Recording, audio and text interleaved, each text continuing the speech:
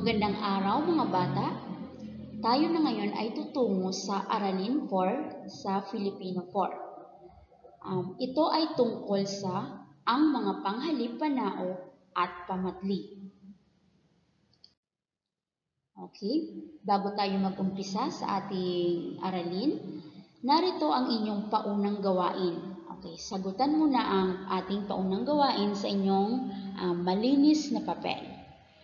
Bibigyan ko kayo ng 3 minuto upang sagutan ang paunang gawain.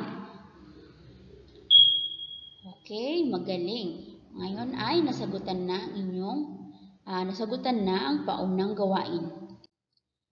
Tumungo na tayo sa ating aralin. Okay. Ano ang panghalip? Ito ay salita o katagang panghalili sa pangalan. Ito ay may 4 na uri. Una, panao. Pangalawa, pamatli. Pangatlo, panaklaw. At ang pang-4 ay pananong.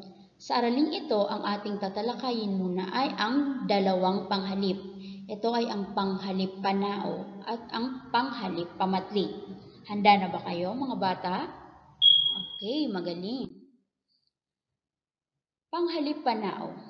Ito ay humahalili sa ngalan ng taong ayaw nang ulit-ulitin pa.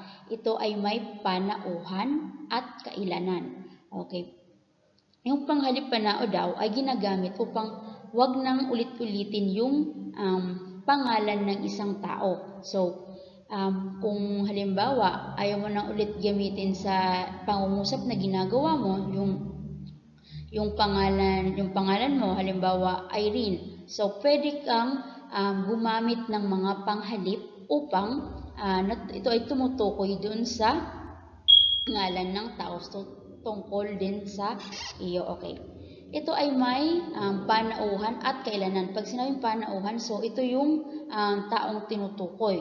Yung kailanan, so ito ay tumutukoy sa bilang. Kung ilan yung tinutukoy na ngalan ng tao. Okay. Ang panauhan ng panghalip panao ay ang sumusunod. So, unang panauhan, ang panghalip na humahalili sa taong nagsasalita. So, halimbawa ako yung nagsasalita. Okay, basahin natin yung pangusap sa halimbawa. Ako ay makikipagkasundo sa Panginoon. So, yung panghalip na tinutukoy dito, panghalip na panao ay yung ako. Kasi, sabi nga natin sa unang panahon, yung panghalip ay yung taong nagsasalita. So, ako yung tinutukoy. So, ako yung nagsasalita. So, hindi natin pwede, kahit hindi na gamitin yung aking pangalan na Teacher Jolly, pwede nang gamitin yung ako. Diba? Okay. Ikalawang panauhan, ang panghalip na humahalili sa taong kinakausap. So, halimbawa, hindi mo na kailangang sabihin yung pangalan ng kausap mo. So, pwedeng sabihin mo na lang ng ikaw. So, halimbawa na pangusap sa ating narito, ikaw ay makipagkasundo na rin sa Panginoon. So, yung tinutukoy dito, yung kausap. Halimbawa ako, yung kausap ko. So, ikaw yung panghalip na ginamit. So, ikatlong panauhan, kapag ang panghalip ay humahalili sa taong pinag-uusapan. So, ito naman doon na pangatlo. Tandaan nyo lang na sa pangatlo, taong pinag-uusapan. Yung ikalawang panauhan, taong kinakausap. Yung una naman, yung unang panauhan, yung taong nagsasalita. Okay. So, halimbawa ng ikatlong panauhan, siya ay dapat nating tularan sa lahat ng bagay. O yung ginamit na panghalip ay yung siya. Okay. Ang panghalip panao ay mayroon ding kailanan. O, sinabi ko nga, pag sinabing kailanan, ito ay tumutukoy sa bilang. Opo. Ito ay ang sumusunod. So, meron tayong 2, isahan at maramihan. So, ano yung isahan?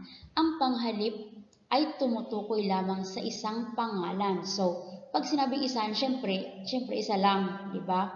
So, halimbawa nito, siya ay isang mabuting tao. So, yung tinutukoy siya. So, pag sinabing siya, so isa lang.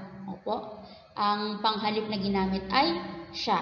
Tandaan ha, panghalip panao ito, panghalip panao pa rin ito, pero ito ay nakabase sa kailanan. Opo, yung una, panauhan. Okay?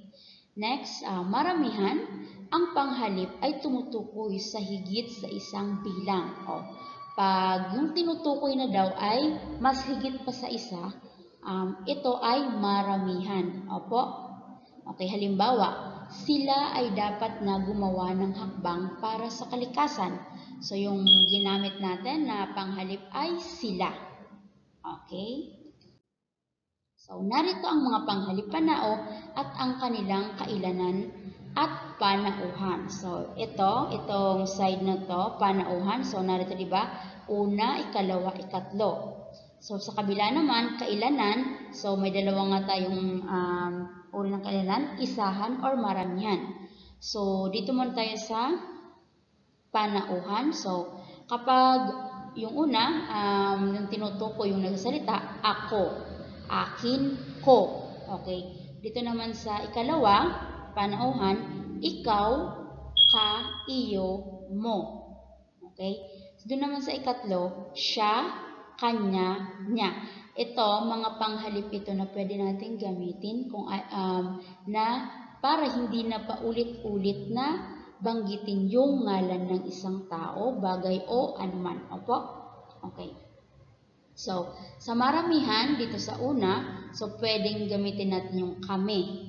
Okay, kasama pa rin yung nagsasalita. Kami, namin, amin, tayo, atin, natin.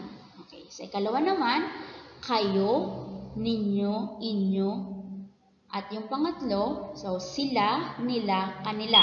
So, di ba? So, yung una nga, yung taong nagsasalita. Ikalawa, ang tinutukoy yung kausap. Yung pangatlo naman, tinutukoy na kausap na ng dalawang nag-uusap, yung nagsasalita at yung kausap, yung tinutukoy nila ay yung malayo sa kanila.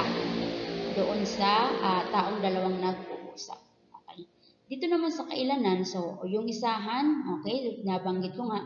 So, ito yung mga panghalip na pwede nating gamitin. Tumungo na tayo sa pangalawang panghalip. Ito ay ang panghalip pamatlig. Ito ang tawag sa mga panghalip na humahalili sa ngalan ng tao, bagay, at iba pang itinuturo o inihihimaton. Okay.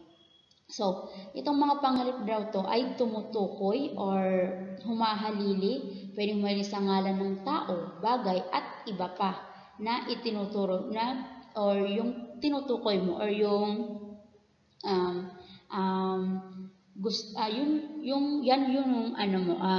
tinutukoy doon sa iyong mga pangungusap. Okay.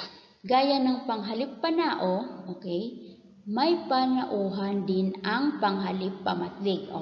Kanina yung una, panghalip panao, di ba may panauhan yun? So, itong panghalip pamatlig, meron din siyang panauhan. Ngunit wala siyang yung kailanan, di ba? Okay. Unang panauhan, ang itinuturo ay malapit sa taong nagsasalita. Okay. Ito ang mga panghalip na pwede natin gamitin. Kabilang dito ang ito, ere, nito, nere, ganito, ganire, dito, dine, heto. Okay, so pwedeng gamitin natin pangungusap itong mga salitang ito. Halimbawa, ito ay ang aking kwaderno. Ang taong yung tinuturo ng taong nagsasalita ay malapit sa kanya, di ba? So malapit sa akin. So sabi ko, ito ang aking kwaderno. So malapit sa akin yung aking kwaderno. Yung ginamit kong panghalip ay yung ito. Ikalawang panauhan, ang itinuturo ay malapit sa nagsasalita at taong kinakausap. Halimbawa nito ang mga panghalip na iyan, niyan, ganyan, diyan, hayan. Ito ang mga pwede nating gamiting panghalip na pamalit or panghalili doon sa nagsasalita at taong kinakausap. So, ikalawang panauhan po ito ha. Okay, yung pangatlo naman, ikatlong panauhan, ang tinuturo ay malayo sa mga nag-uusap o sa nagsasalita at kinakausap. So, kabilang dito ay iyon, hayon, doon. Okay, itong mga nasa black na mga naka-highlight na salita, ito yung mga panghalip na pwede nating gamitin. Okay, ito na po ang iyong gagawin sa aralin na ito. So, gawin po ito sa kwaderno. Okay? Copy and answer po. Opo. Ito yung unang gawain. So, natutukoy ang panghalip na ginamit sa pangungusap at nabibigay ang uri nito. So, ito. Okay? Okay, bilugan daw ang lahat ng panghalip na ginamit sa pangungusap at isulat sa kahon kung ito'y panao o pamatlik. So, narito, hanapin nyo yung mga panghalip na ginamit, bilugan, at pagkatapos, tutukuyin nyo kung ito ay panao or pamatlik. Okay, ito yung unang gawain. Narito naman ang pangalawang gawain. Okay, so, ang gagawin nyo ay palitan ang angkop na panghalip panao ng mga salitang nasa panaklong upang makumpleto ang diwa ng pangungusap. So, ito yung panaklong. So, dito nyo kukunin yung mga salita na aayon dito sa mga may mga patlang. Opo, piliin ang sagot sa loob ng kahon at isulat ito sa linya. Ibigay ang kailanan at ang panauhan nito sa loob ng kahon sa bawat bilang. So, gagawin din yun po ito sa kwaderno. Okay? Copy and answer din po. Opo, yun lamang po at okay, maraming salamat.